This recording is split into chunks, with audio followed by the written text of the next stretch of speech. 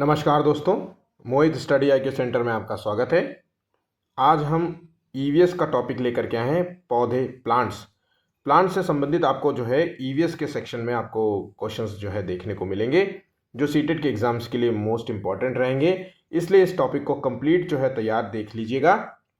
इसका एक एक क्वेश्चन आपके एग्जाम में पूछा जाता है, एनसीईआरटी बेस्ड भी है, और सीटेट में जो इंपॉर्टेंट क्वेश्चंस जो प्रीवियस ईयर से पूछे जा रहे हैं वो सब क्वेश्चंस को मैंने यहाँ पे इंक्लूड किया है। ये तकरीबन 100 क्वेश्चंस की जो है एक जो है श्रृंखला है, आपको लिस्ट दे रहा हूँ। तो बस इस टॉपिक को कवर करते ही 100 क्वेश्चंस को कवर करने के बाद इस टॉपिक में कोई भी अगर क्वेश्चन पूछा गया सीटेट में, जैसा कि पूछा ही जाएगा 1 से 2 क्वेश्चन, तो वहां से आपको 100% आप क्वेश्चन कर पाएंगे। तो आइए शुरू करते हैं वीडियो को। वीडियो अच्छा लगे तो प्लीज़ वीडियो को लाइक ज़रूर करिएगा और अपने दोस्तों के साथ शेयर कीजिएगा ताकि वो भी इस वीडियो का लाभ ले सकें। और चैनल को सब्सक्राइब नहीं किया तो प्लीज़ चैनल का सब्सक्राइब भी कर लीजिएगा। आज के जो लाइक का जो टारगेट है वो है 40 लाइक्स का। लाइक मोटिवेशन के लिए है ताकि हम आपके लिए इसी प्रकार से डेली जो है नए नए टॉपिक्स लेकर के आते रहेंगे, ठीक है। जो सीटेट के सीरियस कैंडिडेट हैं, जो सीटेट जो है देने जा रहे हैं पहली बार, मैं उनसे बार बार यही कहूँगा कि इन वीडियोस को ज़रूर से ज़रूर देखा करिए। ये क्वेश्चंस इंपॉर्टेंट हैं, इनके नोट्स बनाइए और रिवीजन करते रहिए, है ना। मैं आपको क्वेश्चन को पढ़ाते वक्त मैं ये भी बता देता हूँ कि कौन सा ज़्यादा इंपॉर्टेंट है, कौन सा थोड़े से कम इंपॉर्टेंट है। तो इन बातों को बहुत ही महत्वपूर्ण है, इन बातों को नोट करते हुए चलिए, ठीक है। चलिए, तो देखिए पौधों की बात हो रही है, तो पौधों की जो है पहला क्वेश्चन है, पौधे किस प्रक्रिया के द्वारा अपने भोजन का निर्माण करते हैं या अपना भोजन स्वयं बनाते हैं। तो हम सभी को जो है इसका आंसर पता होगा, प्रकाश संश्लेषण की क्रिया द्वारा जो है पौधे अपना भोजन का निर्माण करते हैं, ठीक है। बेसिक से थोड़ा आगे धीरे धीरे करके हार्ड भी हो जाएंगे। चलिए नेक्स्ट क्वेश्चन है, प्रकाश संश्लेषण जो है किस ऊर्जा के रूप को रासायनिक ऊर्जा में बदलता है। मतलब प्रकाश संश्लेषण क्रिया जो है वो सूर्य ऊर्जा को या सौर ऊर्जा को रासायनिक ऊर्जा में बदल देता है। ध्यान रखिएगा, यहाँ पे प्रकाश संश्लेषण की क्रिया में सौर ऊर्जा रासायनिक ऊर्जा में परिवर्तित होती है, इस बात को याद रखिएगा, ठीक है। चलिए अगला क्वेश्चन है, प्रकाश संश्लेषण की प्रक्रिया में पौधों द्वारा सबसे अधिक उपयोग किए जाने वाला प्रकाश कौन सा है। तो प्रकाश संश्लेषण की क्रिया में सबसे ज्यादा प्रकाश यूज किया जाता है वो है लाल रंग का। ऑप्शन यहाँ पे बी सही जवाब होगा। रेड और जो है ब्लू, ये 2 कलर का जो है प्रकाश संश्लेषण क्रिया में इस्तेमाल होता है, ठीक है। याद रखना, बहुत लोग बच्चे जो है ग्रीन लगा देते हैं, हरा कलर जो है प्रकाश संश्लेषण की क्रिया में जो है सबसे ज्यादा इस्तेमाल नहीं होता है, ठीक है। तो यहाँ पे इस बात को याद रखिएगा। बेसिक का क्वेश्चन है, एनसीईआरटी बेस्ड क्वेश्चन है, लेकिन ये क्वेश्चन बहुत बार पूछा जा चुका है पेडागोजी के रूप में। नेक्स्ट, पौधों में जल का परिवहन किस ऊतक के द्वारा होता है। तो पौधे जो है जल का परिवहन किस द्वारा करते हैं। तो ये है आंसर है जाइलम के द्वारा, इसको कहते हैं जाइलम। आंसर हो गया ऑप्शन बी, ठीक है। बहुत ही सिंपल था, सभी को याद होना चाहिए। नेक्स्ट क्वेश्चन है, प्रकाश संश्लेषण की प्रक्रिया को पहली बार किसने समझाया था। तो देखिए प्रकाश संश्लेषण की प्रक्रिया को पहली बार जिन्होंने बताया था वो है प्रिस्टले। ध्यान रखिएगा, प्रिस्टले बहुत ही इंपॉर्टेंट है, एनसीईआरटी का क्वेश्चन है, ठीक है। क्लास 5 तक की बुक में आपको ये क्वेश्चन मिल जाएगा, इसलिए आपके लिए इंपॉर्टेंट है ईवीएस के। तो प्रिस्टले ने बताया था, इन्होंने जो है मोमबत्ती, ध्यान रखिएगा ये क्वेश्चन पूछ सकता है, मोमबत्ती और पौधे पर प्रयोग किया था। इसके द्वारा इन्होंने मोमबत्ती और पौधे का प्रयोग करके ऑक्सीजन के निर्माण में मतलब मदद की थी, ऑक्सीजन का निर्माण कराया था, ठीक है। जो कि हमारा जो है प्रमुख अंग है कि प्रकाश संश्लेषण की क्रिया में जो है क्या चीज़ जनरेट होती है। तो कार्बन डाइऑक्साइड का अवशोषण होता है, ऑक्सीजन जो है जनरेट होती है, ये चीज़ हमें पता होना चाहिए। तो यहाँ पे मोमबत्ती जहाँ जो कि सूर्य की तरह जो है अपने प्रकाश को जो है को रिलेट कर रही थी, और यहाँ पे पौधे, इस तरीके से याद रखिएगा, ठीक है। नेक्स्ट है, क्लोरोफिल जो है किस रंग के प्रकाश को सर्वाधिक परावर्तित करता है। तो देखिए लाल रंग जो होता है और ब्लू रंग जो होता है, रेड और जो है ब्लू कलर जो होता है, ये प्रकाश संश्लेषण की क्रिया में सबसे महत्वपूर्ण भूमिका अदा करते हैं। लेकिन क्लोरोफिल के निर्माण में सबसे ज्यादा जो है वो है हरा रंग। ऑप्शन यहाँ पे 6 का है। क्लोरोफिल जो है कि सबसे ज्यादा परिवर्तित करता है वो है, आंसर हो गया ऑप्शन ए, 6 का आंसर है ए। ध्यान रखिएगा, कल गलत मत करिएगा, ठीक है। चलिए, वो कौन सी गैस है जो पौधे प्रकाश संश्लेषण के समय ग्रहण करते हैं।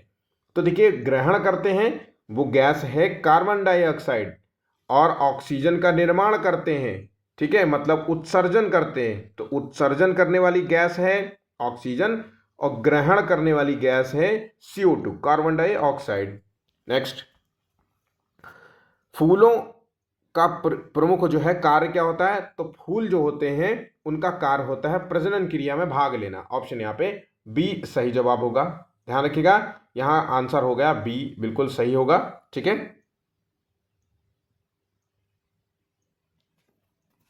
नेक्स्ट, पत्तियों में जो हरा रंग है वो किस पिगमेंट के कारण होता है? तो पत्तियों में जो हरा रंग है वो पिगमेंट है क्लोरोफिल। आंसर हो गया ऑप्शन सी, क्लोरोफिल जो है पिगमेंट के कारण पत्तियों में हरा रंग होता है। नेक्स्ट, जड़ का प्रमुख जो है कार्य क्या होता है? तो जड़ का जो प्रमुख कार्य होता है वो जल और खनिजों का अवशोषण करना होता है। तो ध्यान रखिएगा, ऑप्शन यहाँ पे सी सही जवाब होगा। अगला क्वेश्चन देखते हैं, किस पौधों की जड़ जो है हम भोजन के रूप में इस्तेमाल करते हैं या प्रयोग करते हैं? तो जड़ है वो है यहाँ पे आंसर है 11वें का, यह है गाजर। गाजर जो है एक जड़ है, ध्यान रखिएगा, गाजर एक जड़ है, ठीक है। ऑप्शन यहाँ पे बी सही जवाब होगा। गाजर है, मूली है, चुकंदर है, ये सभी जड़ें हैं, ठीक है। नेक्स्ट, बीजों का अंकुरण जो है किस तत्व पर निर्भर करता है? तो देखिए, बीज का अंकुरण मतलब बीज से पौधा बनने की जो प्रक्रिया होती है वो किन किन चीजों पर निर्भर करता है? तो देखिए, पर्याप्त ऑक्सीजन पर निर्भर करता है, नमी पर निर्भर करता है, मतलब पानी जल कैसा है मिट्टी में, उचित तापमान पर निर्भर करता है ना, और जो है ह्यूमस पर निर्भर भी करता है कि उसको किस तरीके की खाद दी जा रही है। तो यहाँ पे आंसर हो गया ऑप्शन डी, ठीक है। कच्चे फलों का पकना जो है किस हार्मोन द्वारा होता है? तो देखिए, कच्चे फलों का जो पकाया जाता है उसमें एथिलीन जो है गैस का इस्तेमाल करते हैं। तो आंसर हो गया ऑप्शन बी। ध्यान रखिएगा, 13वें का आंसर हो गया ऑप्शन बी, ठीक है। नेक्स्ट क्वेश्चन है, फूल का नर प्रजनन अंग क्या कहलाता है? तो फूल जो है वो प्रजनन अंग होता है, और इसके नर प्रजनन अंग को हम पुंकेसर कहते हैं।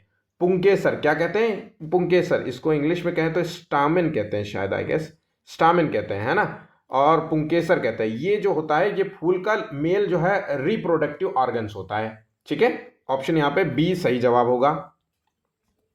नेक्स्ट, वह पौधा जो पानी में उगता है तो उसे हम क्या कहते हैं? तो उसे हाइड्रोफाइट्स पौधा कहते हैं, तो पहले बात, और इसे हम कहेंगे जलकुंभी। आंसर हो गया ऑप्शन बी, ठीक है। जो पानी में उगे उसे जलकुंभी पौधा कहेंगे।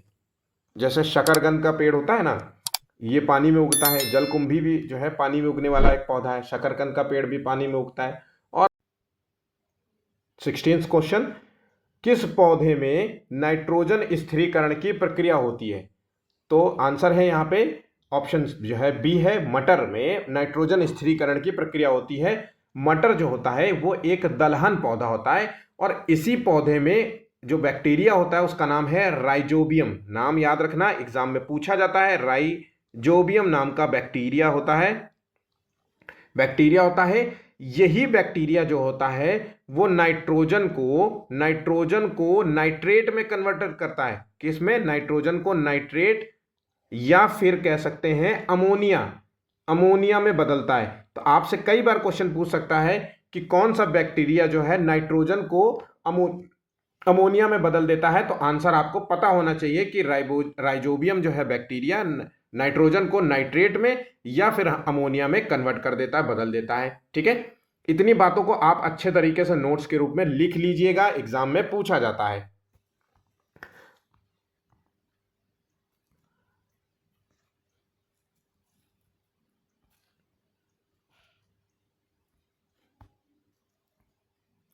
मटर और चना जैसे पौधों की जड़ों में कौन सा बैक्टीरिया नाइट्रोजन स्थिरीकरण करता है? मैंने अभी आपको बताया, मटर और चना के पौधे जो होते हैं नाइट्रोजन स्थिरीकरण में मदद करते हैं, और यहाँ पे जो आंसर है राइजोबियम, ध्यान रखिएगा, राइजोबियम। ऑप्शन यहाँ पे बी सही जवाब होगा। नेक्स्ट क्वेश्चन है, भारत में बांस से बने हुए घर मुख्यतः कहाँ पाए जाते हैं? तो देखिए ये क्वेश्चन सीटेट का सबसे इंपॉर्टेंट क्वेश्चन भी है। तो ये जो बांस के घर हैं ये आपको उत्तर पूर्वीय राज्य में आपको देखने को मिलेंगे, मेघालय में देखने को मिलेंगे, असम में देखने को मिलेंगे, हिमालयी क्षेत्रों में देखने को मिलेंगे। आंसर हो गया ऑप्शन बी। यहाँ पे असम में क्या होता है, बांस के बने हुए घर होते हैं, 10-10 फुट जो है जमीन से ऊपर जो है बेस बना करके फिर इसके ऊपर जो है हट का निर्माण करते हैं इस तरीके से। ठीक है, तो ये बात ध्यान रखेगा। जमीन जो है यहाँ पे, ताकि क्या होता है असम में बाढ़ आ जाती है और बाढ़ अक्सर आ जाती है तो यहाँ पे पानी भर जाता है, तो 10-10 फुट जो है वो बेस बना करके वो घर बनाते हैं। तो यह भी क्वेश्चन आपसे पूछा जाता है कि बांस बने हुए घर जो कि अपनी जमीन से 10 फीट ऊपर रहते हैं वो कहाँ सामान्यता पाए जाते हैं, तो असम है आंसर। अगर सामान्यता ये क्वेश्चन पूछा जाएगा तो इसी रूप में पूछा जाएगा। बाकी आप उत्तर पूर्वी राज्य में से कोई भी ऑप्शन आपको दिया जा सकता है, असम, मेघालय, है ना, ये सब जो है ऑप्शन देखने को मिल जाएंगे। ध्यान रखिएगा, क्वेश्चन इंपॉर्टेंट भी है। पौधों में वाष्पोत्सर्जन जो है क्रिया जो है वेपोराइजेशन की क्रिया होता है, किसमें होता है, तो देखिए पौधे भी जो है वाष्पोत्सर्जन की क्रिया जो है करते हैं। तो यहाँ पे आंसर हो गया पत्तियों से। ठीक है, आंसर हो गया पत्ती, बी आंसर हो गया। ठीक है, घास के किस प्रकार को औषधि के रूप में प्रयोग किया जाता है, तो एक ऐसी घास है जिसका औषधि के रूप में यूज किया जाता है, इसका नाम है अल्फा अल्फा घास। बहुत ही इंपॉर्टेंट क्वेश्चन है, ध्यान रखिएगा। पेड़ पौधों के संबंध में क्वेश्चन आपको मैं दे रहा हूं और ये सभी क्वेश्चंस इंपॉर्टेंट है। आपको पूरे यूट्यूब में इस तरीके से क्वेश्चन नहीं मिलेंगे। मैं आपको बता दूं, ये सारे के सारे जो है ज्यादातर प्रीवियस ईयर के 2-4 क्वेश्चन उठा करके उसी को घुमाते रहते हैं। ठीक है, अब मैं आपको पूरा पौधा एक टॉपिक कवर करा रहा हूं ताकि इस संबंध में अगर कोई क्वेश्चन एनसीईआरटी बेस भी पूछ ले तो आपसे कोई क्वेश्चन गलत ना हो। ठीक है, तो बहुत ही मेहनत से मैंने इस पेपर को तैयार किया है, इस पूरे जो है वीडियो को प्रिपेयर किया है, तो प्लीज़ ज़रूर लाइक ज़रूर करिएगा। ठीक है, अब ये अल्फा अल्फा घास है क्या, तो देखिए ये औषधीय गुणों से जो है उत्पन्न एक घास है जिसमें विटामिन की प्रचुर मात्रा आपको देखने को मिलेगी। इसमें कैल्शियम होता है, इसमें पोटेशियम की भरपूर मात्रा होती है, खनिजों से भरा हुआ होता है और ये घास को पशु चारा के रूप में भी इस्तेमाल किया जाता है। क्या, पशु चारा के रूप में भी इस्तेमाल किया जाता है। और ये घास अगर भारत की बात करें तो ये घास जो है हिमालयी क्षेत्र, ठंडे क्षेत्रों में आपको देखने को मिलेगा। अब हिमालय के ठंडे क्षेत्र कहाँ, कौन सा जो है स्टेट हो सकता है, हिमाचल प्रदेश, और कह सकते हैं यूके, उत्तराखंड कह सकते हैं। ठीक है, तो यहाँ पे ध्यान रखिएगा, ये विटामिन से भरपूर घास है, औषधि के रूप में इस्तेमाल होता है, पशुओं के चारा के रूप में इस्तेमाल होता है, तो आप ध्यान रखिएगा। नेक्स्ट क्वेश्चन, किस घास को सुपर फूड भी कहा जाता है, तो देखिए गामा घास, वीट घास, बेंजो घास और झूम घास, तो ये सब तो घास का मुझे पता भी नहीं नाम कि ये है भी कि नहीं, लेकिन सुपर फूड की संज्ञा दी जाती है वीट घास। जो गेहूं के जो छोटे छोटे जब कलियां तैयार होती है ना, और उनसे उनको पीस करके उसका जूस प्रिपेयर किया जाए। रामदेव अपना जो है वीट ग्रास के नाम से अपना पूरा एक जूस का जो है एक डब्बा बेचते हैं, तो ये वही है, इसीलिए कहा जाता है इसे सुपर फूड के रूप में। एक तो ये जो है आपकी प्रतिरोधक क्षमता को जो है मजबूत करेगा, पहली चीज। शुगर के पेशेंट्स पे भी बहुत बढ़िया असर करता है ऐसा कहते हैं। तो ये वीट ग्रास जो है इसको सुपर फूड की संज्ञा दी जाती है। ठीक है, ऑप्शन यहाँ पे बी सही जवाब है। एक घास है कंगारू घास, इसका मुख्य रूप से किस देश की वनस्पति है, तो देखिए कंगारू जिस देश में पाए जाते हैं वो है ऑस्ट्रेलिया, तो आंसर हो गया ऑप्शन ए। याद करने का सबसे बेहतर तरीका था, बहुत ही मुश्किल ये सवाल नहीं था मेरे ख्याल से। ठीक है, अब देखिए सीटेट में आपने अगर एक कभी भी पेपर सॉल्व किया होगा तो रेगिस्तानी ओक तो आपने हमेशा देखा होगा कि क्वेश्चन कोई ना कोई, हर टीचर आपको इस टॉपिक पे क्वेश्चन बनाता हुआ देखते हैं। ठीक है, तो आइए ये रेगिस्तानी ओक के संबंध में कौन कौन से क्वेश्चंस जो है एग्जाम में पूछे जाते हैं उन सभी क्वेश्चंस को देखते हैं और एक एक करके उन क्वेश्चंस को सॉल्व करते हैं। तो पहला क्वेश्चन है, रेगिस्तानी ओक जो है किस देश का प्रमुख वृक्ष है, तो पहली बात ध्यान रखिएगा, रेगिस्तानी ओक का जो संबंध है वो संबंध है ऑस्ट्रेलिया से। ऑप्शन यहाँ पे बी सही जवाब होगा। अगला क्वेश्चन देखते हैं, रेगिस्तानी ओक जो है पौधे की सबसे प्रमुख जो है विशेषता क्या है, तो रेगिस्तानी ओक पौधे की सबसे जो विशेषता है वो इसकी सबसे बड़ी तो ये है कि ये एक रेगिस्तानी एरिया में जो है वृक्ष जो है उगता है। दूसरी जो है सबसे इसकी खास बात होती है कि इसकी जो जड़ें होती हैं वो बहुत ही गहराई तक जाती हैं। आमतौर पे ऐसा मान लीजिए कि 30 मीटर औसतन 30 मीटर की गहराई तक इसकी जड़ें आपको देखने को मिल जाएंगी। ठीक है, तो ये बात यहाँ पे ध्यान रखिएगा, ऑप्शन यहाँ पे सी सही जवाब हो जाता है। ठीक, नेक्स्ट है रेगिस्तानी ओक की जड़ें कितनी गहराई तक जा सकती हैं? तो जैसा मैंने आपको बताया 30 मीटर, मतलब हम कह सकते हैं कि 90 फुट तक जो है ये गहराई तक जो है इसकी जड़ें चली जाती हैं। 30 मीटर, 1 मीटर में 3 फुट होता है, तो उसको जो है फुट में कन्वर्ट भी कर सकते हैं, क्योंकि हो सकता है फुट में आंसर आपको दे दे। ठीक है, नेक्स्ट क्वेश्चन है रेगिस्तानी ओक जो है किस प्रकार की जलवायु में उगता है? तो मैंने आपको बताया कि रेगिस्तानी ओक, नाम ही है उसका रेगिस्तानी, तो उसका मतलब वो मरुस्थलीय क्षेत्र होगा, शुष्क जलवायु होगी, रेगिस्तानी क्षेत्र होगा, मरुस्थलीय क्षेत्र होगा। और ये किस जो है देश की बात हो रही है? तो ये ऑस्ट्रेलिया देश की बात हो रही है। ये बात भी याद रखिएगा, एग्जाम में हू बहू क्वेश्चंस जो है दिए जाते हैं। रेगिस्तानी ओक जो है पेड़ की पत्तियां कैसी होती हैं? तो देखिए जितने भी रेगिस्तानी पेड़ होते हैं इनकी सामान्यतः जो पत्तियां होती हैं वो नुकीली होती हैं और छोटे साइज की होती हैं। उसकी वजह ये होती है कि जो ये पत्तियां जो होती हैं, इनकी जो पत्तियां होती हैं, इनको पानी नहीं मिलने की वजह से, नमी की कमी की वजह से ये पत्तियां सिकुड़ने लगती हैं और धीरे धीरे, जैसे कि मान लीजिए एक पत्ती का आकार मैंने आपको बना के देता हूं, ठीक है। अब पानी नहीं मिलने की वजह से सिकुड़ती जाती, तो सिकुड़ते सिकुड़ते ये फोल्ड होती चली जाती, फोल्ड होते होते एक जो है कांटे का रूप ले लेती हैं। तो आंसर हो गया ऑप्शन बी। ठीक है, ये बात भी ध्यान रखिएगा। रेगिस्तानी ओक जो है किस प्रकार के पौधे की श्रेणी में आता है? तो ये मरुस्थलीय पौधों की श्रेणी में आएगा, क्योंकि मरुस्थल में उगने वाला पौधा है ना। आंसर हो गया ऑप्शन बी। अब आ जाते हैं, आपने फिर से जो है मैं आपको कहता हूं कि सीटेट में खेजड़ी वृक्ष से संबंध में आपको क्वेश्चन देखने को मिलेंगे ही मिलेंगे। आप हर तीसरे चौथे पेपर में आपको खेजड़ी वृक्ष का एक क्वेश्चन देखने को मिलेगा। तो ये टॉपिक बहुत ही इंपॉर्टेंट है और मैं हर एक चीज यहां से कवर करने का प्रयास करूंगा। खेजड़ी जो वृक्ष है इसको स्थानीय भाषा में क्या कहा जाता है? देखिए इसका आंसर है, इसको स्थानीय भाषा में शमी का पेड़ कहते हैं। खेजड़ी वृक्ष जो कि शमी का पेड़ होता है और आमतौर पे हम इसको पूजते हैं। मेरे घर में एक शमी का पेड़ है जिसको रोज जो है मम्मी जो है, ये लोग वाइफ जो है, ये उस पर जल डालती हैं। ठीक है, तो ये स्थानीय भाषा में एक पूजा पाठ का जो है पेड़ कह सकते हैं। खेजड़ी वृक्ष को स्थानीय भाषा में शमी कहते हैं, ये बात याद रखिएगा। खेजड़ी वृक्ष जो है मुख्यतः किस क्षेत्र में पाया जाता है? तो देखिए ये वृक्ष का संबंध राजस्थान के शुष्क क्षेत्र से, मतलब राजस्थान के मरुस्थलीय क्षेत्र में ये खेजड़ी वृक्ष पाया जाता है। ऑप्शन यहाँ पे सी सही जवाब है। राजस्थान में खेजड़ी को किस वृक्ष के रूप में पूजा जाता है? मैंने जैसा कि कहा कि ये शमी वृक्ष के रूप में पूजा जाता है। आपसे क्वेश्चन कुछ भी पूछ सकता है कि राजस्थान के लोग एक वृक्ष को जो है, एक ऐसा वृक्ष है जिसे हाँ वो पूजा पाठ के रूप में भी इस्तेमाल करते हैं और उसको औषधीय गुणों के रूप में भी इस्तेमाल करते हैं। ऐसा कुछ जो है क्वेश्चन पेडागोजी में ऐसे ही क्वेश्चन देंगे। अब इसके लिए आपको ये चीज पता होना चाहिए कि कौन से वृक्ष की बात हो रही है। यहाँ पे खेजड़ी वृक्ष की बात हो रही है, यहाँ पे शमी वृक्ष की बात हो रही है, ये एक ही वृक्ष है। ठीक है, तो ये बातें आपको पता होना चाहिए। जिनको नहीं पता, जो पहली बार पढ़ रहे हैं, जिन्होंने पढ़ा ही नहीं ये टॉपिक, तो वो क्वेश्चन को गलत कर देंगे। सामान्य सा क्वेश्चन हो दिखने वाला, उसको भी गलत कर दोगे तो जो है आपके अच्छे नंबर नहीं आएंगे। इसलिए मैं कहता हूं कि पूरा टॉपिक को कवर करते हुए चलिएगा, पूरे कंप्लीट वीडियो को जरूर से जरूर देखिएगा। खेजड़ी वृक्ष का सामाजिक आंदोलन से क्या संबंध है? अब देखिए सामाजिक आंदोलन से क्या, तो खेजड़ी वृक्ष जो कि राजस्थान से संबंधित है और इस वृक्ष का सामाजिक आंदोलन से यह संबंध है कि विश्नोई समाज की औरतों ने, लोगों ने जो है इस वृक्ष को बचाने के लिए बलिदान दिया था।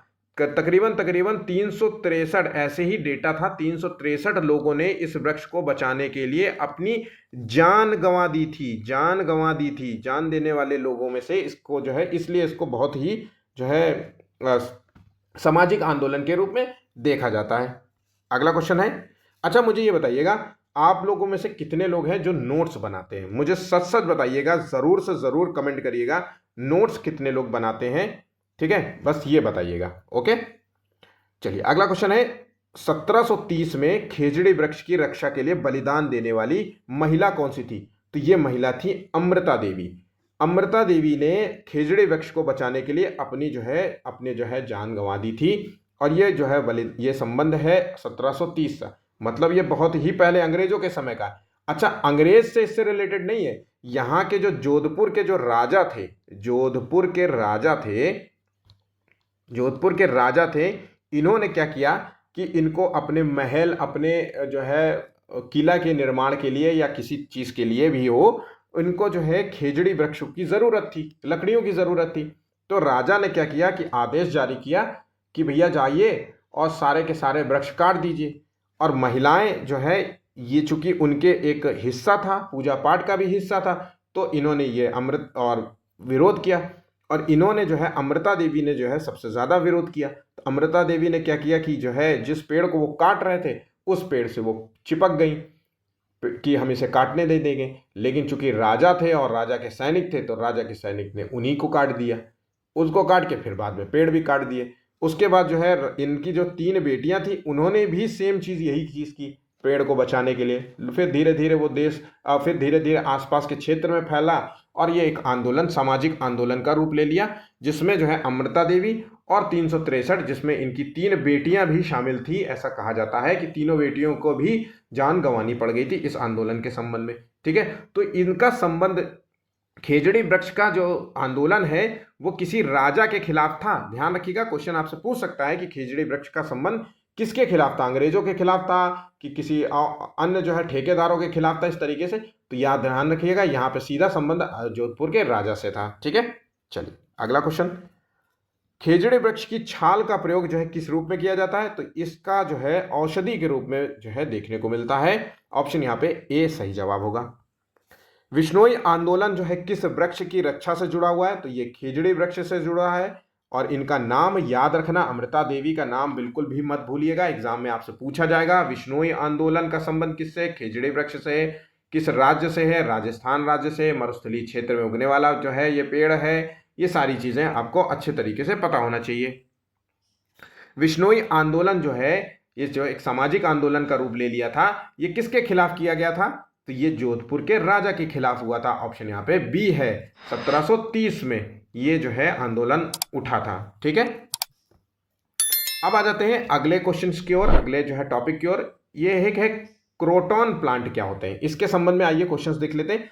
तो क्रोटॉन जो प्लांट होते हैं वो सजावटी वाले जो पौधे होते हैं ना, जो बड़े कलरफुल पौधे होते हैं, बड़े बड़ी पत्तियां होती हैं, मोटी मोटी पत्तियां होती हैं, बड़ी हाथ 2 हाथ भर की पत्तियां होती हैं। तो ऐसे पौधों को जो हम क्रोटॉन प्लांट भी कहते हैं। ध्यान रखिएगा, इंपॉर्टेंट है क्वेश्चन, ऐसे क्वेश्चंस को बिल्कुल भी मत छोड़िएगा। क्रोटॉन जो है पौधा प्रमुख रूप से किस लिए जाना जाता है? तो ये रंग बिरंगे पौधे पत्तियों के रूप में ये जाना जाता है। ठीक है, सजावटी रूप में लोग अपने घर में इंडोर प्लांट्स के रूप में भी इस्तेमाल करते हैं, ये बात याद रखिएगा। नेक्स्ट, क्रोटॉन पौधों की पत्तियों में विभिन्न रंग क्यों होते हैं? तो इसकी वजह है कि इसमें विभिन्न वर्णक पिगमेंट्स की उपस्थिति के कारण होते हैं। ध्यान रखिएगा, ऑप्शन यहाँ पे डी सही होगा। ठीक है, नेक्स्ट, क्रोटॉन पौधा किस जलवायु में अच्छे से उगता है? तो इसके लिए जो सबसे अच्छी जलवायु मानी जाती है वो जलवायु है उष्णकटिबंधीय एवं आर्द्र जलवायु। ध्यान रखिएगा, थोड़ी सी नमी युक्त जलवायु होनी चाहिए, बहुत सूखा नहीं होना चाहिए, बहुत ज़्यादा पानी नहीं होना चाहिए और बिल्कुल सूखा भी नहीं होना चाहिए। नमी युक्त जो है जलवायु होनी चाहिए। आमतौर पे 30-35-40 डिग्री का 30 से 35 डिग्री का तापमान औसतन होना चाहिए। ठीक है, इससे ऊपर होगा तो पेड़ जल्दी से है मरने के चांसेस रहते हैं। क्रोटॉन पौधों की पत्तियां सामान्यतः किस आकार की होती हैं? तो देखिए, मैंने कहा कि ये सजावटी पेड़ होते हैं, इसलिए इनकी पत्तियां चौड़ी होती हैं और मोटी होती हैं। ठीक है, नेक्स्ट, क्रोटॉन पौधों की पत्तियों में कौन सा जो है पिगमेंट पाया जाता है? तो इनके जो पिगमेंट की अगर हम बात करें जिसकी वजह से ये कलरफुल होती हैं, इसमें एंथोसाइनिन भी होता है, इसमें क्लोरोफिल भी होता है, इसमें कैरोटीन भी होता है। ये सभी पिगमेंट्स यहाँ पे पाए जाते हैं। ऑप्शन यहाँ पे बी सही जवाब होगा। अब आ जाते हैं अगला क्वेश्चन जो सीटेट में बहुत पूछा गया है। ध्यान रखिएगा, ये नेपेंथिस पौधा जिसे कहते हैं हम घटपर्णी पौधा, इसके संबंध में हम वस्तुनिष्ठ क्वेश्चंस देख लेते हैं। तो देखिए, नेपेंथिस पौधा जिसे हम घटपर्णी का पौधा कहते हैं, ये किस प्रकार का पौधा है? तो ये एक मांसल पौधा है, मांसाहारी पौधा है, ये जीव जंतुओं को खाने वाला पौधा है। ध्यान रखिएगा, ऑप्शन यहाँ पे बी सही जवाब होगा। किस देश में नेपेंथिस की सर्वाधिक जो है जैव विविधताएं देखने को मिलती है? मतलब ये पौधा की वैरायटियां आपको खूब से ज़्यादा देखने को मिलेंगी। तो आंसर हो गया 44वें का। देखिए, तो ये है इंडोनेशिया। इंडोनेशिया के साथ साथ भारत में अगर हम बात करें तो ये पौधा मेघालय में देखने को मिलता है। और ये अगर दूसरे देशों की बात करें तो इंडोनेशिया के साथ साथ इसको हम मलेशिया में भी जो है पाते हैं, तो हो सकता है इंडोनेशिया ना देकर के मलेशिया ऑप्शन पूछ ले, तो आपको याद रखना इसे हम पिचर प्लांट भी कहते हैं। ध्यान रखिएगा, क्या कहते हैं? पिचर प्लांट भी कहते हैं। तो आपसे हो सकता है पूछ ले कि पिचर प्लांट किस प्रकार का पौधा है, तो ये एक मांसल पौधा है, मांसाहारी पौधा है, ठीक है, जीव जंतु कीड़े छोटे मोटे कीड़ों को खाने वाला पौधा है, ठीक है। नेपेंथिस को सामान्यतः जो है किस अन्य नाम से भी जाना जाता है, तो आंसर है यहाँ पे देखिए ऑप्शन ए, पिचर प्लांट के रूप में भी जाना जाता है। ऑप्शन ए बिल्कुल सही होगा। नेपेंथिस पौधे की कौन सी विशेषता उसे अन्य पौधे से अलग बनाती है, तो यहाँ पे देखिए, यहाँ पे पत्तियां जो होती हैं वो पिचर के रूप में बदल जाती हैं और कीड़े को पकड़ती हैं। तो ये कीट भक्षी पौधा है, कीटों को खाने वाला पौधा है। और यहाँ पे जो पत्तियां होती है वो पिचर, पिचर का मतलब होता है एक जो है गोल आकार के कटोरी के रूप में बन जाना, और ये पत्तियां ऐसे ऐसे खोल लेगा अपने आकार, है ना, ऐसे ऐसे मान लीजिए पत्तियों का है, ठीक। और यहाँ पे कीड़ा आके बैठेगा, एक तरल पदार्थ यहाँ पे होगा, जैसे इस पे बैठेगा और वो चिपक जाएगा, फिर ये खट्ट से इसको बंद कर लेगा। ऐसा समझ गए? ठीक, चलिए। नेपेंथिस पौधा जो है कीड़ों को क्यों पकड़ता है, तो कीड़ों को पकड़ने का कारण ये होता है कि इस पौधे में नाइट्रोजन, यहाँ पे नाइट्रोजन की कमी होती है। तो नाइट्रोजन जैसे पोषक तत्वों की पूर्ति के लिए एक पौधा जो है कीड़ों को खाता है। अगर हम भारत की बात करें तो ये पौधा मेघालय में आपको देखने को मिलेगा, और ये पौधे जो है ज़्यादा जो है वर्षा वाले क्षेत्रों में, ज़्यादा वर्षा वाले क्षेत्रों में आपको देखने को मिलेगा, ठीक है। तो आंसर हो गया यहाँ पे सी। नेपेंथिस पौधा मुख्यतः कहाँ पाया जाता है, तो ये पौधा जो है उष्णकटिबंधीय वर्षा क्षेत्रों में पाया जाता है। ऑप्शन यहाँ पे सी सही जवाब होगा, 48वें का नंबर सी होगा, ठीक है। अगर हम भारत की बात करें तो मेघालय, असम में ये पौधा आपको सामान्य रूप से देखने को मिल जाएगा। नेपेंथिस में पिचर जो है भाग का निर्माण किससे होता है, तो पिचर भाग का निर्माण जो है ये पत्तियों से होता है, फूल से होता है, किससे होता है, तो 49 का आंसर है पत्तियों से। फूल मत लगा देना, आंसर हो गया गलत हो जाएगा। और 49 का आंसर है सी। यही पत्तियां जो है पिचर का रूप ले लेती हैं और इसी को फंसा, फिर छोटे छोटे जीवों को, कीटों को फंसाती हैं, ठीक है। नेपेंथिस जो है किस श्रेणी के पौधे में आता है, तो ये एक कीट भक्षी पौधा है, मैंने पहले ही बताया था।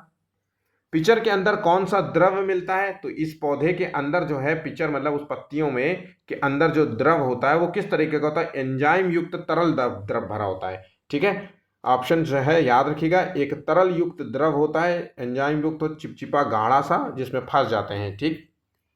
पिचर प्लांट जो है द्वारा कीड़ों को पकड़ने की विधि क्या कहलाती है, तो देखिए ऐसे विधि को हम पैसिव ट्रैपिंग कहते हैं। पैसिव का मतलब होता है कोई एक्टिव नहीं है, बस पौधा अपना खड़ा है, मुंह खोल लिया, मतलब पौधे की पत्तियां उसको खोल लिया है मान लीजिए उदाहरण के तौर पे, और फिर कीड़ा अपने आप सुबह से शाम तक कभी ना कभी तो आएगा, कोई ना कोई आया नहीं कि टप से उसको मुंह बंद कर लिया और वो वैसी में ही जाकर के मर जाता है, इसलिए उसको पैसिव ट्रैपिंग कहते हैं। ध्यान रखिएगा, ठीक है, पैसिव ट्रैपिंग कहेंगे, ठीक। नेपेंथिस पौधा जो है कीड़ों को पकड़ने के बाद उन्हें पचाने में कितना समय लेता है, तो देखिए उसे पचाने में 2 से 3 दिन का समय लेता है। ये पौधा कीड़ों को खाता है और उस कीड़ों को पचाने में जो है वक्त लगता है 2 से 3 दिन जो है सामान्यतः लगता है। कई नेपेंथिस प्रजातियां जो हैं किस विशेष प्रकार की पारिस्थितिकी में पाई जाती हैं, तो ये जो पारिस्थितिकी क्षेत्र है ये दलदली क्षेत्र, रेगिस्तान, ये नहीं, ऊंचे पर्वतीय क्षेत्रों में पाई जाती है जहां पे वर्षा की मात्रा ज्यादा देखने को मिलती है, ठीक है। और वर्षा की ज्यादा मात्रा है इसलिए यहाँ इनकी मिट्टी में नाइट्रोजन की कमी होती है, और इसी नाइट्रोजन की कमी को पूरा करने के लिए, अन्य पोषक तत्वों की कमी को पूरा करने के लिए ये जो है छोटे छोटे कीड़ों को खाते हैं, ठीक है। अब आ जाते हैं बरगद का पेड़, जिसे बनियान ट्री कहते हैं, इसके संबंध में क्वेश्चन देख लेते हैं। तो देखिए बरगद के पेड़ की कौन सी जो है जड़ें हवा में लटकती हैं और जमीन में पहुंचकर तना बनाती हैं, तो इन्हें कहते हैं स्तंभ जड़ें। ऑप्शन यहाँ पे ए सही होगा। फटाक से जल्दी से करते हैं, बहुत ही सिंपल है, आपने बहुत बार बचपन में ये सब क्वेश्चन सॉल्व किए होंगे। बरगद का पेड़ जो है भारत को किस रूप से जाना जाता है, तो ये राष्ट्रीय वृक्ष के रूप में जानते हैं, ठीक है। बरगद के पेड़ को जो है हिंदू धर्म में किस रूप में पूजा जाता है, तो ध्यान रखिएगा हिंदू धर्म में इसे ब्रह्मा विष्णु महेश के रूप में जाना जाता है। किस रूप में, ब्रह्मा विष्णु महेश के रूप में इसे जो है इस वृक्ष को जानते हैं। तो जड़ जो होती है, जड़ में होता है ब्रह्मा कहते हैं, ठीक है, नोट कर लीजिए, जड़ में ब्रह्मा है, तना में जो है, तने में होता है विष्णु का वास, ठीक है। और इनकी शिखाओं में जो है वो शिव का वास होता है। किसका होता है? शिव का वास होता है। तो ये चीज़ें होती हैं। और ये एक भारत का राष्ट्रीय वृक्ष भी है, और इसकी उम्र की बात करें तो 500 से भी ज़्यादा से है वक्त ये रहता है। ठीक है। बरगद के पेड़ की कौन सी विशेषता उसे दीर्घ आयु बनाती है? तो इसकी जो विशेषता है वो है सतत नई जड़ों का विकास होना। ऑप्शन यहाँ पे सी सही जवाब होगा। बरगद का पेड़ जो है किस प्रकार की जलवायु में बेहतर उगता है? तो ये जो है उष्णकटिबंधीय जलवायु में बेहतर उगेगा। ऑप्शन यहाँ पे बी सही जवाब होगा। नेक्स्ट, बरगद के पेड़ का पारिस्थितिकीय महत्व क्या है? तो ये पक्षियों और जानवरों को आश्रय देता है, मिट्टी के क्षरण से बचाता है, छाया प्रदान करता है। ऑप्शन यहाँ पे डी सही जवाब होगा। चूंकि बच्चों के लिए एनसीईआरटी बेस्ड क्वेश्चन होते हैं तो इस तरीके के क्वेश्चंस पूछ लिए जाते हैं सीटेट के एग्जाम में, क्लास 1 से 5 तक के। बरगद के पेड़ का सामान्यतः जीवन काल कितना होता है? तो ये 500 साल का होता है। ऑप्शन यहाँ पे डी सही जवाब होगा। अब आइए क्वेश्चन देखते हैं सब्जियों से संबंध में। तो सब्जियां जो है मुख्य रूप से किस चीज का स्रोत होती हैं? तो वो विटामिन और खनिज का स्रोत होती हैं, विटामिन और मिनरल्स का स्रोत होती हैं। सब्जियों की खेती को क्या कहा जाता है? तो सब्जियों की खेती को ओलेरी कल्चर कहते हैं। ध्यान रखिएगा, ओलेरी कल्चर कहते हैं। जैसे कहते नहीं हो आप लोग, अगर वाइफ के साथ जा रहे हो, कह रहे हो अरे वो नहीं ले रही हो क्या, वो भी ले लो यार सब्जी कम से कम, तो ओलेरी, वो लेरी कल्चर। ठीक है, याद रखिएगा। पालक में जो है किस विटामिन की अधिकता होती है? तो पालक में जो होता है सबसे ज्यादा पाया जाता है आयरन। आयरन की अधिकता होती है। ऑप्शन यहाँ पे डी सही जवाब होगा। गाजर का कौन सा भाग जो है खाया जाता है? तो देखिए यहाँ पे 65 का आंसर क्या है? तो गाजर का जो है ये जड़ खाई जाती है। ऑप्शन यहाँ पे डी सही जवाब होगा। ध्यान रखिएगा। ठीक है।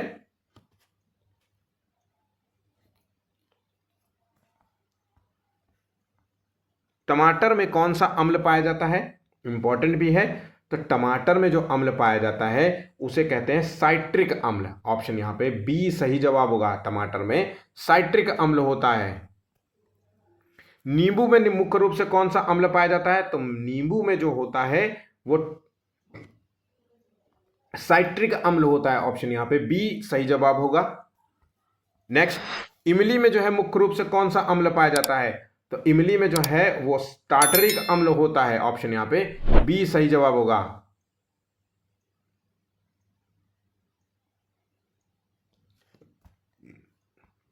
सेव में मुख्यतः कौन सा अम्ल पाया जाता है? तो जो सेव में अम्ल होता है उसे मैलिक अम्ल कहते हैं। मालिक लिखा है, मैलिक होता है। मैलिक भी हो सकता है, मालिक भी हो सकता है, कुछ भी लिखने के लिए कह सकते हैं। तो मैलिक अम्ल जो है ये जो है अम्ल पाया जाता है सेव में। फल और कुछ खाद्य पदार्थों में कौन में पाए जाने वाले अम्लों का मुख्य उद्देश्य क्या है? तो फल और खाद्य पदार्थों में पाए जाने वाले अम्लों का मुख्य जो उद्देश्य होता है वो है स्वाद और खट्टापन देना। आंसर हो गया ऑप्शन बी। टमाटर में जो है किस रंग द्रव्य के कारण जो है ये लाल रंग का होता है? तो टमाटर में जो लाल रंग होता है वो लाइकोपिन की वजह से होता है। और ये एग्जाम में बहुत बार क्वेश्चन पूछा गया है। मैंने जब जब गवर्नमेंट की जो है तैयारी की है तो मुझे अभी थी, मैं आपको बता दूं कि ये स्टेट पीसीएस से लेकर के बहुत सारे एग्जाम्स में पूछा गया है। तो मैं इसका तरीका मैंने याद रखा था कि टमाटर जो होता है पुलपुला होता है, पका हुआ होता है ना। और आपसे सीधा लाल रंग की पूरे में पूछ रहा है तो लाइकोपिन, पिन मतलब चुभा दोगे तो वो टमाटर फूट जाएगा, रस निकलने लगेगा, है ना। तो लाइकोपिन ऐसे मैंने याद रखा था। ठीक है।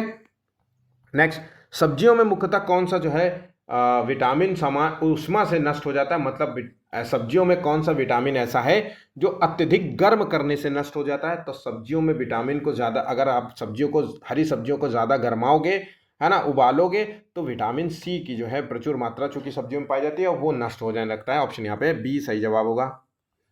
करेले का स्वाद जो है कड़वा क्यों होता है? बहुत ही इंपॉर्टेंट है। तो करेले का जो स्वाद होता है वो मोरमार्डिसन की वजह से होता है। ऑप्शन यहाँ पे बी है, मोरमार्डिसन के कारण होता है। ऑप्शन यहाँ पे डी सही जवाब होगा। पत्ता गोभी में जो है कौन सा पोषक तत्व विशेष रूप से होता है? तो देखिए पत्ता जो गोभी होता है उसमें विटामिन सी की प्रचुर मात्रा होती है। विटामिन के साथ साथ विटामिन के भी देखने को मिलता है और विटामिन B9 देखने को मिलता है। नोट कर लीजिएगा, इंपॉर्टेंट हो सकता है, अभी तक पूछा नहीं गया है। नेक्स्ट, गाजर का रंग जो है किस कारण से लाल होता है? मतलब गाजर का जो है ऑरेंज कलर का हो जाता है। तो गाजर में जो होता है वो बीटा कैरोटीन पाया जाता है। कौन सा? बीटा कैरोटीन की वजह से ये गाजर का जो रंग होता है वो थोड़ा ऑरेंज कलर का होता है, लाल और ऑरेंज के बीच में होता है। सही, तो 75 का आंसर हो गया ऑप्शन बी। नोट करिएगा। मूली में खाया जाने वाला भाग कौन सा है? तो जो मूली का जो भाग हम खाते हैं उसे हम जड़ कहते हैं। ऑप्शन यहां पे सी सही जवाब होगा। किस सब्जी में सल्फर की मात्रा अधिक पाई जाती है? ये क्वेश्चन इंपॉर्टेंट है, नोट कर लीजिएगा। तो सब्जियों में अगर हम सल्फर की मात्रा की बात करें तो ऐसे जो है सब्जियां होती हैं जो जिनमें जो है एक विशेष प्रकार की गंध देखने को मिलती है ना, जैसे कि लहसुन और क्या हो सकता है, प्याज, है ना। इनमें जो है एक विशेष गंध देखने को मिलती है, इसी में जो है सल्फर की मात्रा अधिक पाई जाती है। जिन जो है मतलब पौधों में या फलों में विशेष गंध देखने को मिलती है उसे कहते हैं एलियम परिवार के होते हैं। ये किस परिवार के होते हैं? एलियम परिवार के सदस्य होते हैं। नोट कर लीजिए, एग्जाम में हो सकता है कि आपसे लहसुन न देकर के एलियम परिवार से रिलेटेड कोई ऑप्शन आपको दे दे। तो एलियम परिवार का मतलब जो विशेष गंध के रूप में जाने वाली सब्जियां हों। ठीक है। सब्जियां किस प्रकार के खाद से बेहद उगती हैं? तो देखिए, खाद की अगर हम बात करें तो जैविक खाद होता है। ठीक है। तो एक इकलौता ऐसा स्टेट है जहां पे जैविक खाद 100% जैविक खाद का इस्तेमाल किया जाता है। तो कौन सा राज्य है? कमेंट बताइएगा, कमेंट करके बताइएगा कि कौन सा राज्य है जहां पे 100% जो है जैविक खाद का इस्तेमाल किया जाता है। बीट रूट जिसे कहते हैं चुकंदर का कौन सा भाग जो है खाया जाता है? तो बीट रूट, चुकंदर, ये है जड़। ऑप्शन यहां पे डी सही जवाब होगा। अब देखिए, विदेशी मूल की सब्जियां, तो ये जो सब्जियां हम लोग खाते हैं, जैसे आलू की बात करें तो आलू जो है दक्षिण अमेरिका का आया हुआ है, वहां की उत्पत्ति है। पेरू विशेषकर जो है राज्य से उत्पत्ति हुई है। ठीक है। टमाटर की हम बात करें तो ये दक्षिण और मध्य अमेरिका से आया हुआ है जो है सब्जी है। मिर्च की बात करें तो ये दक्षिण अमेरिका की सब्जी है। ठीक है, मूल स्थान इसका दक्षिण अमेरिका है। अगर हम भिंडी की बात करें तो इसकी उत्पत्ति अफ्रीका में मानी जाती है। फूल गोभी की बात करें तो इसकी उत्पत्ति यूरोप में मानी जाती है। ये यूरोप के रास्ते से जो है भारत में आई थी सब्जी, जब यूरोपियंस जो है आए थे यहाँ पे।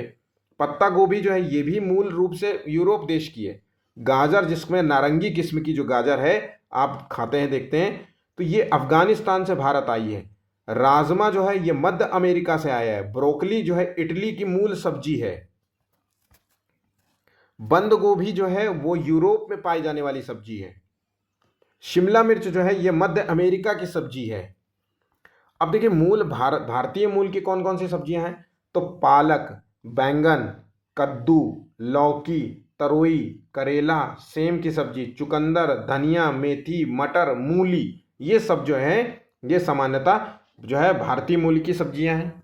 याद रखिएगा। पादपों में पारिस्थितिकी अनुकूलन से संबंधित वस्तुनिष्ठ जो है प्रश्नों को देख लेते हैं। तो देखिए, ये क्वेश्चंस एग्जाम में पूछे ही जाते हैं और सीटेट के एग्जाम में भी पूछे जाते हैं। ध्यान रखिएगा, बहुत ही इंपॉर्टेंट क्वेश्चन है। हाइड्रोफाइट्स जो पौधे होते हैं, जिसे कहते हैं हम जलोदभिद पौधे, ये किस पर्यावरण में पाए जाते हैं? तो ये वहां पाए जाते हैं जहां पे जलयुक्त स्थान होता है। ध्यान रखिएगा, हाइड्रोफाइट्स पौधे जो है जल की सतह पर उगने वाले पौधे होते हैं। जलाशय जहां पे होता है जलयुक्त, जैसे सिंघाड़े का पेड़ हो गया, जलकुंभी पौधा हो गया, ये सब हाइड्रोफाइट्स पौधे हो गए। ठीक है। और जैसे एक और है जो मनी प्लांट होता है, अक्सर आपने देखा होगा घर में मनी प्लांट जो है उगाया जाता है, तो ये भी हाइड्रोफाइट्स पौधा है। जीरोफाइट्स पौधा जो है किस पर्यावरण में उगाए जाते हैं? तो जीरो मतलब नथिंग, कुछ नहीं। तो जहां पे कुछ नहीं होगा, सूखा रेगिस्तान क्षेत्र। ऑप्शन यहाँ पे सी सही जवाब होगा। जैसे कैक्टस का पेड़ हो गया, है ना, ये वहीं पे उगता है, आपको देखने को मिल जाएगा। एलोवेरा का पेड़ भी जीरोफाइट्स पौधे के रूप में जाना जाता है। मीजोफाइट्स जो है पौधा क्या होता है? तो ये कहाँ पे पाए जाते हैं? तो जहां पे नमी और तापमान के समान स्तर वाले क्षेत्र होते हैं। ऑप्शन यहाँ पे बी सही जवाब होगा।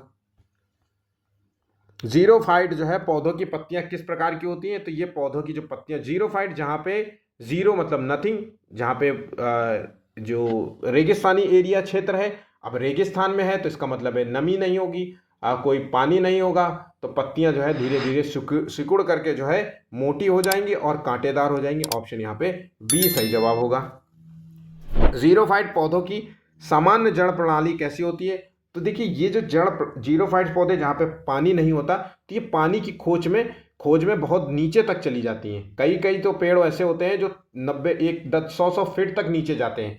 तो ये गहरी जाती हैं और फैलाव इनका बहुत अधिक होता है, जैसे ऐसे फैलाव, क्योंकि पानी की तलाश में कहाँ तक नमी चली जाए इनका कोई जो है भरोसा नहीं है। ठीक है, गहराई भी जा सकती है और फैलाव भी इनका बहुत अधिक होता है।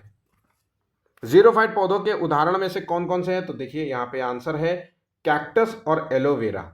ये जो है जीरोफाइट पौधा है जो रेगिस्तानी एरिया में पाए जाते हैं। पारिस्थितिकी में हाइड्रोफाइट्स का क्या अर्थ है? हाइड्रोफाइट्स का मतलब होता है जल में रहने वाले पौधे। जीरोफाइट पौधे में किस प्रकार के स्टोमेटा पाए जाते हैं? तो जीरोफाइट में अगर हम स्टोमेटा की बात करें तो 88 का आंसर यहां पे होगा गहरे और कम संख्या में पाए जाते हैं। ऑप्शन यहां पे ए सही जवाब होगा। समोदभिद हाइड्रोफाइट्स पौधे किस वातावरण में पाए जाते हैं? तो जल युक्त वाले क्षेत्र में पाए जाते हैं। समोदभिद पौधों की जड़ें कैसी होती हैं? तो ये जो है गहरी और मजबूत होती हैं, तैरती हुई या कमजोर होती हैं, कांटेदार होती हैं, मोटी और कठोर होती हैं। तो 90 का आंसर क्या है? हाइड्रोफाइट्स जो होते हैं जो वो तैरती हुई होती हैं और बहुत ही कमजोर होती हैं, जल में होती है ना, तो जल में होने की वजह से ऐसा होता है। ठीक है, ऑप्शन यहाँ पे बी सही जवाब होगा। नीचे दिए गए पौधों में से कौन सा जो है हाइड्रोफाइट्स पौधा है? तो जलकुंभी पौधे को हाइड्रोफाइट्स पौधे के रूप में जाना जाता है। समोदभिद हाइड्रोफाइट्स पौधों में किस अंग का विकास कम होता है? तो यहाँ पे जो सबसे कम होता है वो है जड़। 92 का आंसर हो गया सी। नेक्स्ट, मरुस्थली मरुद्भिद पौधे जिसे कहते हैं जीरोफाइट किस पर्यावरण में? सूखे। ठीक है, पौधे की जो पत्तियां अक्सर किस रूप में बदल जाती हैं? तो ये जो है कांटों के रूप में बदल जाती है मरुस्थलीय पौधे। ठीक है, नेक्स्ट, मरुद्भिद पौधों की पत्तियां कैसी होती हैं? तो कांटेदार, नुकीली। वही सब क्वेश्चन बार बार मैंने दे दिया है। ठीक है, तो ध्यान रखिएगा ऑप्शन यहाँ पे बी सही जवाब होगा। लवणभिद जो है हेलोफाइट्स पौधे जो है किस प्रकार के वातावरण में पाए जाते हैं? तो ये हेलोफाइट्स मतलब जब कोई आपके घर में आता है तो आप उसके कहते हो ना हेलो भाई मेरे, हेलो कैसे हो भाई साहब, है ना, फिर उसको जो है नमकीन चाय बिस्किट खिलाते हो। तो ये जो होते हैं पौधे ये नमकीन मिट्टी वाले क्षेत्र में पाए जाने वाले पौधे होते हैं। आंसर हो गया ऑप्शन बी सही जवाब, ए सही जवाब होगा।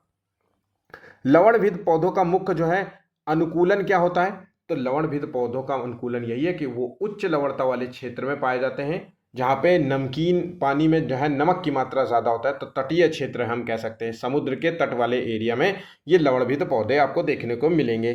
ठीक है, जो ऐसे जो है पानी को, खारे पानी को जो है बर्दाश्त कर सके, जैसे मैंग्रोव वाले वन होते हैं ना, ये सब लवणभिद पौधे हैं।